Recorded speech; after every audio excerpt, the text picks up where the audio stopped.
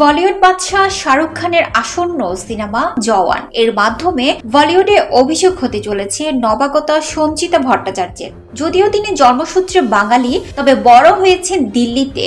সঞ্চিতার মা বাংলাদেশের ময়মনসিংহের আর বাবা কলকাতার, অর্থাৎ সঞ্চিতার নানা বাড়ি ময়মনসিংহে। নিজেকে প্রবাসী বাঙালি হিসেবে পরিচয় দিতে পছন্দ করেন সঞ্চিতা। ছোট ছোট কিছু চরিত্রের পর এবার বড় পর্দায় দেখা যাবে সঞ্চিতাকে।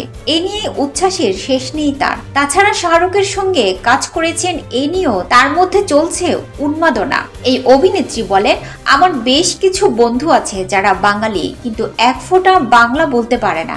আমি আসলে প্রবাসী বাঙালি ঠিকই, তবে আমার বাবা কলকাতার আর মা ময়মনসিংহের, তাই বাঙাল ঘটি মিলিয়ে বাংলার চলটাই আমার বাড়িতেই বেশি। শাহরুখ খানের জওয়ান সিনেমায় অভিনয়ের সুযোগ প্রসঙ্গে সঞ্চিতা বলেন, 2021 সালের জুলাইতে নেটফ্লিক্সে আমার প্রথম সিরিজ ফিলস লাইক ইট মুক্তি পায়, আর তার এক মাস পরে অর্থাৎ আগস্টে জওয়ান সিনেমাটির অভিনয়ের জন্য ফোন পায়। আমি জানি না তারা কিভাবে আমাকে খুঁজে পেয়েছিলেন, তবে আমাকে অডিশন দিতে হয়েছিল। শাহরুখ নয়নতারাকে নিয়ে তার ভাষ্য, আমি ভীষণ লাকি। শাহরুখ স্যার তো অসামান্য, উনি সেটে থাকা মানে আমরা সবাই বাড়তি এনার্জি পেয়ে যেতাম।